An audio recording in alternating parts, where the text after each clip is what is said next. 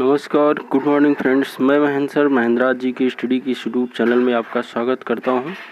आशा करता हूं कि स्वस्थ होंगे और देश दुनिया की खबरों की आज चर्चा करते हैं। आज की ताज़ा खबरों के बारे में हम आपको बताना चाहते हैं। जैसा कि आज है 13 जून 2020, दिन है शनिवार का। चलिए मेरे दोस्तों प्रारंभ करते हैं। पहली न्यूज़ बनी है कोरोना मरीजों पर सुप्रीम कोर्ट की टिप्पणी। तात्पर्य ये है कि इसमें कोरोना मरीजों के साथ कैसा व्यवहार किया जा रहा है, सुप्रीम कोर्ट ने उस के बारे में अपनी हिदायत को प्रस्तुत किया है। दूसरा नंबर है 37,000 पद छोड़कर भर्ती कर सकती है सरकार, ऐसा आदेश डबल बेंच हाईकोर्ट का है। सबसे बड़ा सवाल ये है कि कब मिलेगी वैक्सीन जिससे कोरोना जैसी महामारी से देश दुनिया को बचाया जा सकता है। मेरे प्यारे साथियों, यदि अगर हम सबसे पहले दुनिया में कोरोना के संक्रमितों की संख्या पर ध्यान दें तो वर्तमान समय में पूरी दुनिया में 76 लाख मरीज पूरी तरह से दुनिया में कोरोना से संक्रमित हो चुके हैं और लगभग 4.25 लाख लोगों की जान जा चुकी है। अगर हम भारत की बात करते हैं तो भारत में अब तक 30 जनवरी से पहले कोरोना मरीजों की ये जानकारी मिली, उसके बाद से आज तक 13 जून तक टोटल 2,97,535 लोग कोरोना से संक्रमित हो चुके हैं। जैसा कि कल की तिथि को यदि अगर ध्यान में रखा जाए तो कल केवल 10,956 व्यक्ति कोरोना से संक्रमित हुए, जो कि अब तक का यह सबसे बड़ा आंकड़ा रहा है। यदि अगर हम दुनिया की बात करें तो 76,38,148 लोग अब तक संक्रमित हो चुके हैं और कल की तिथि की बात करें तो पूरी दुनिया में 53,049 लोग कोरोना से संक्रमित हुए। यदि अगर ठीक होने वाले व्यक्तियों की संख्या को ध्यान में देखा जाए तो अब तक भारत में 1,47,195 लोग ठीक हो चुके हैं और कल की तिथि में 6,166 लोग ठीक हुए। भारत की यदि अगर बात करें तो यह लगभग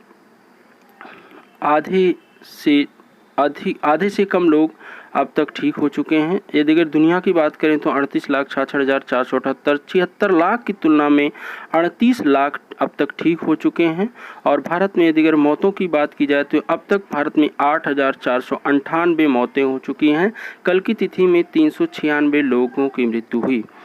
विश्व में यदि अगर बात की जाए 4,24,780 लोग अब तक मर चुके हैं और टोटल 76 लाख की अपेक्षा यदि अगर ध्यान दिया जाए तो 32,92,845 मरीजों की स्थिति सामान्य बताई जा रही है, किंतु गंभीर हालत में मरीजों की संख्या 54,000 बताई जा रही है। तात्पर्य यह है कि 54,000 व्यक्ति बहुत ही जल्दी मृत्यु को प्राप्त कर सकते हैं। अमेरिका की बात की जाए जो पूरी दुनिया में आज सबसे नंबर 1 पर है संक्रमितों की संख्या में तथा मौतों की संख्या में, जिसमें लगभग 21 लाख लोग पूरी तरह से संक्रमित हो चुके हैं। मौतों की यदि अगर बात की जाए तो 1,16,000 लोगों की लगभग मौत हो चुकी है। ब्राज़ील देश में भी 8,05,649 संक्रमितों की संख्या कुल हो चुकी है। मेरे प्यारे साथियों, हम बात करते हैं, सुप्रीम कोर्ट ने एक टिप्पणी की है कि कचरे में पड़े हैं कोरोना मरीजों के 100।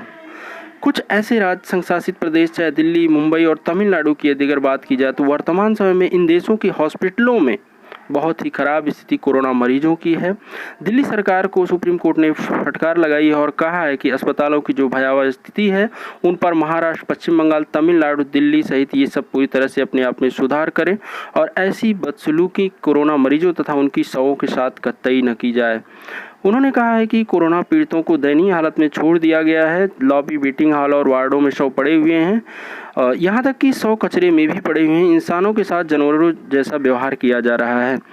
स्वतः संज्ञान में लेते हुए मामले की सुनवाई के दौरान कोर्ट ने दिल्ली सरकार को कड़ी फटकार लगाई है। शीर्ष अदालत में राजधानी दिल्ली के जिस LNCP अस्पताल की बदहाली बताई गई उसमें इस तरह लाए जा रहे हैं मरीजों का उचित इलाज व अस्पतालों में जान गंवाने वालों की सम्मानजनक विदाई की जाए। सुनने में यह भी आ रहा है, सुप्रीम कोर्ट ने कहा है कि मरीज चिल्ला रहे हैं, कोई सुनने वाला नहीं है। कोर्ट ने LNG अस्पताल में लापरवाही की जिक्र करते हुए कहा है कि मरीज चिल्ला रहे हैं, कोई सुनने वाला नहीं है। दिल्ली सरकार अस्पताल की स्थिति जिसकी क्षमता 2000 बेड की है, जिसमें कि 72 व्यवस्थाएं दिखाई दे रही हैं। अगला समाचार है 37,000 पद छोड़कर जारी रखे शिक्षक भर्ती। हाईकोर्ट की डबल बेंच ने यह आदेश दिया कि शिक्षा मित्रों के लिए 37,000 पद को खाली रखते हुए वह अन्य बचे हुए पदों पर भर्ती कर सकती है। एकल पीठ के स्थगन आदेश के अमल पर डबल बेंच ने रोक लगा दी है पूरी तरह से। 69,000 सहायक शिक्षकों की भर्ती मामले में यूपी सरकार को राहत देते हुए हाईकोर्ट ने 32,000 पदों पर भर्ती जारी रखने की अनुमति दे दी है। एकल बेंच के 3 जून के स्थगन पर रोक लगाते हुए 2 जजों की पीठ ने कहा है कि जिन 37,000 पदों पर सुप्रीम कोर्ट ने रोक लगाई है उन्हें छोड़कर सरकार बाकी पदों पर भर्ती कर सकती है।